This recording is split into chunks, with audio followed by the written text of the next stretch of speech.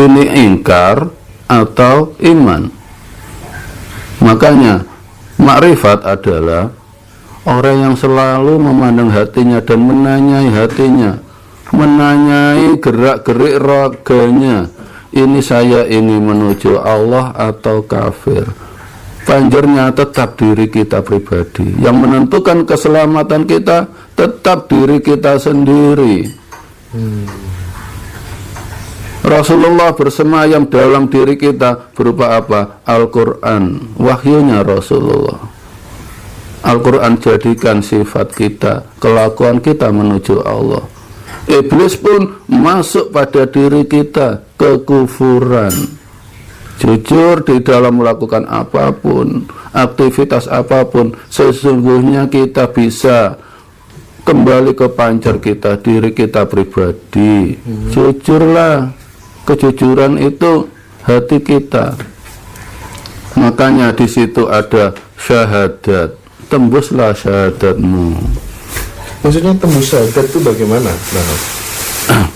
Kalau orang yang hanya syahadat di lisan, hanya bersaksi pada Allah, tidak menyerahkan hidupnya pada Allah, itu belum tembus. Misalnya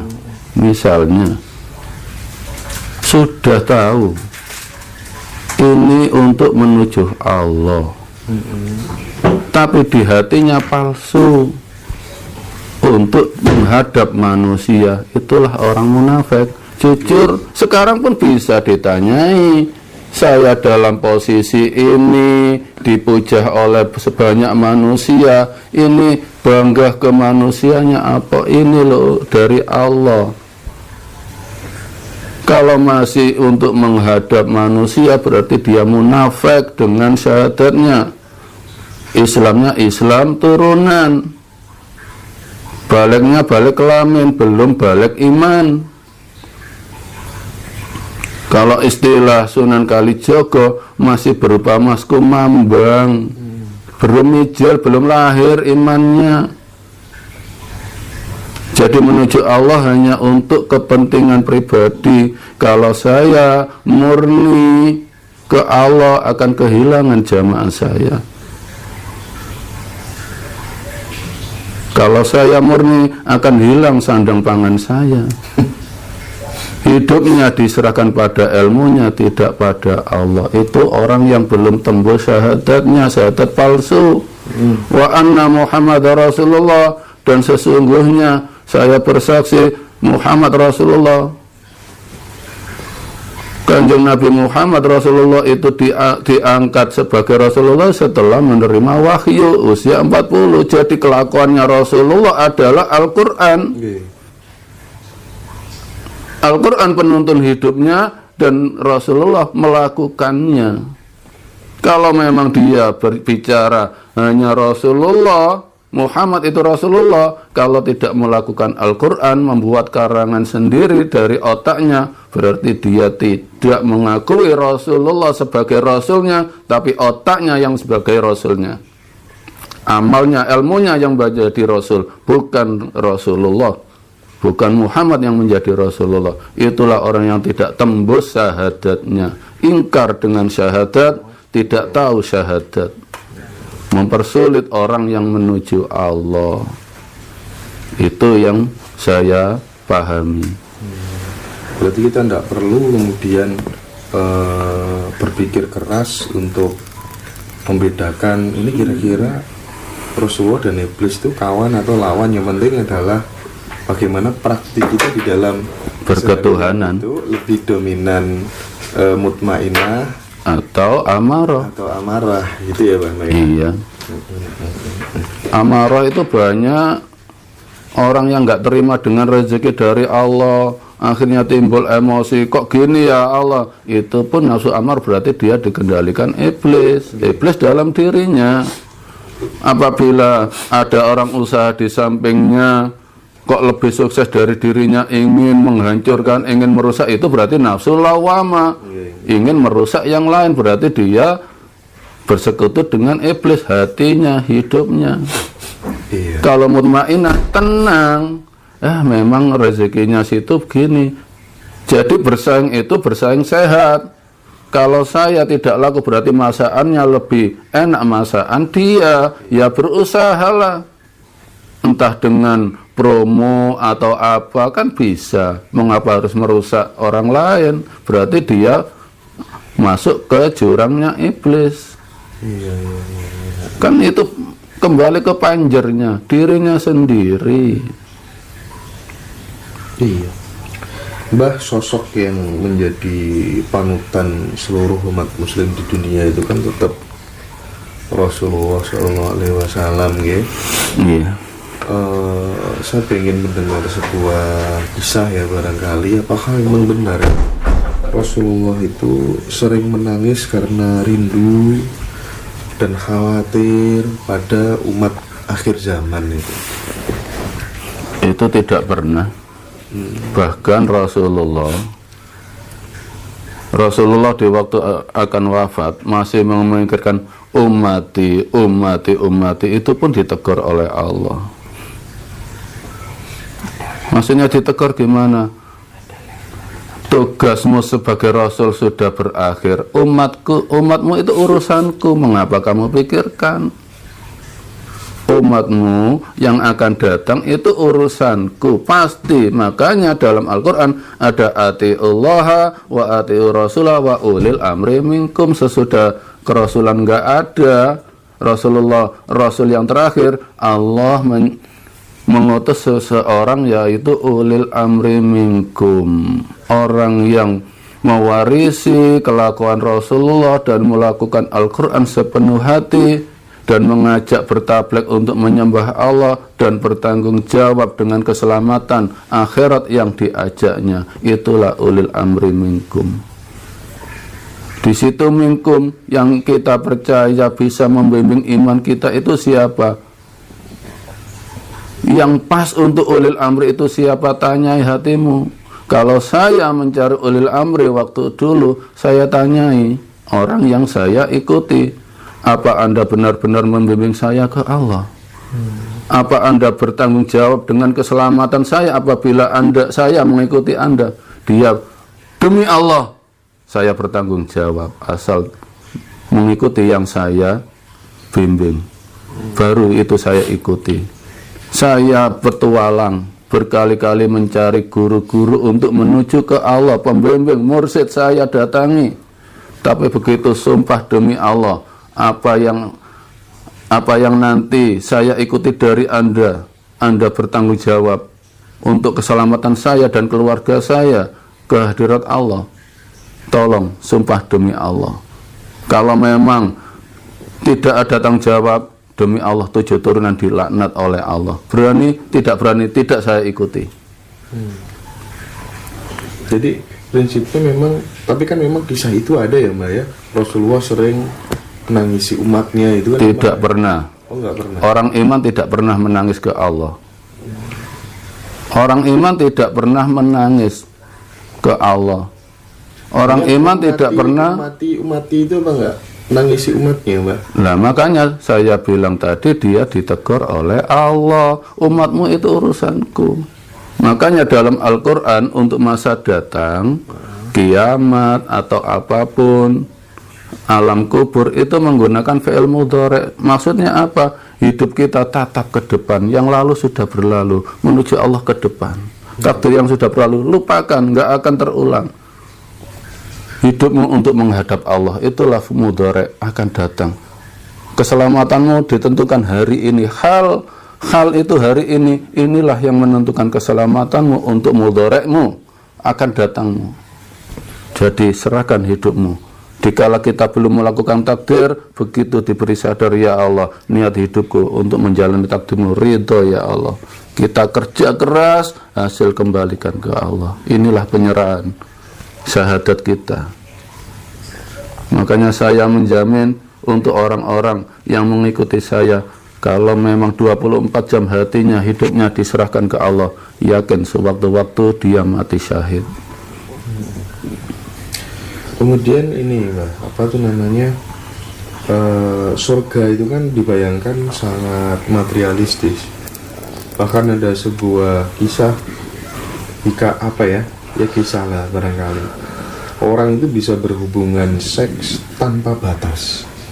Tanggapannya Mbak Nur bagaimana? Surga itu kan hadiah dari Allah. Makanya orang yang mati dalam keadaan Islam atau selamat, makanya saya bilang Islam itu hasil sifat orang yang selamat, percaya dan mempercayakan hidupnya pada Allah. Dikala kita kembali ke Allah, disambut oleh Allah dengan senyuman. Kalau dalam surat Yasin dengan kalimat salamun qaulam mir rabbir rahim, itulah sambutan Allah untuk orang-orang yang mati membawa iman. Dan di atasnya itu ada ayat hum wa azwajum fi dhilalin alal araiki muttaqiun. Memang sudah bebas melakukan apapun dalam surga, sudah enggak ada dosa. Kita akan disambut oleh Allah dengan luar biasa. Makanya dalam hidup ini ada kehidupan masa datang yang lebih kekal. Hidup di dunia inilah yang menentukan kebahagiaan kita.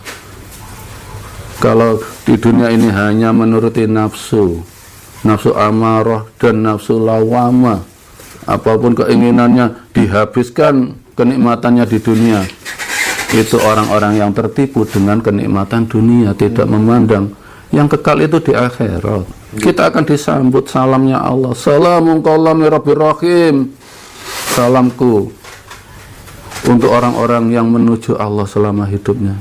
Wamtazu, bahagialah ayyuhal mujrim, hai orang-orang yang mujrimin. Itu kalau dimaknani pahala, bukan pahala orang yang menuju aku, orang yang bersih menuju aku, disambut oleh senyuman Allah.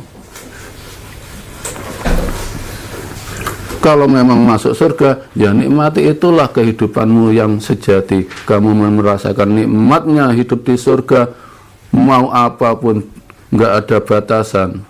Tapi kita di dunia ini loh yang ada batasan. Kalau sudah bebas, nggak ada batasan, nikmati. Berarti kalau dibilang seks tanpa batas itu kan materialistis banget, kita membayangkan surga.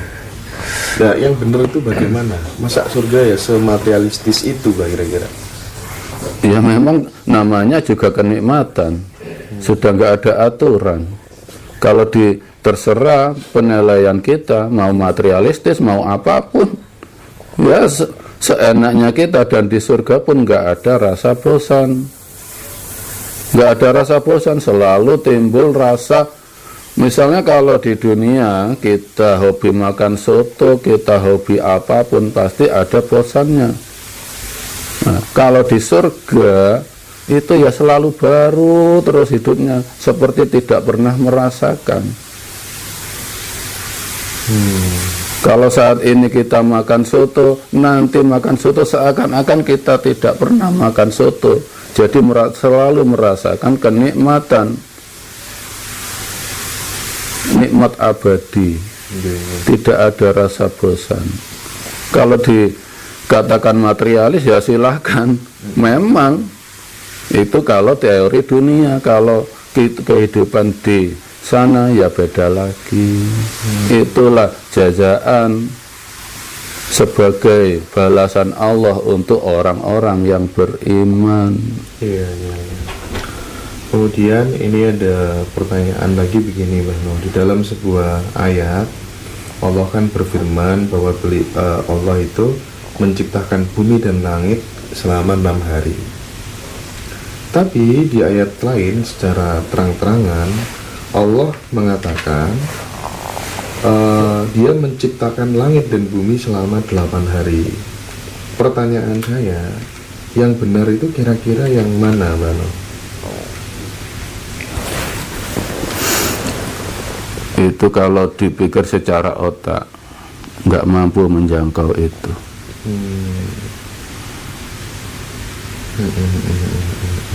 Nggak mampu. Memang ada ayatnya. Itu hanya kita kembalikan.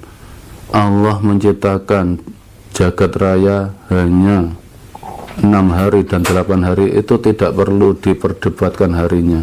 Alangkah Alangkah hebatnya Allah menciptakan alam semesta hanya hitungan hari.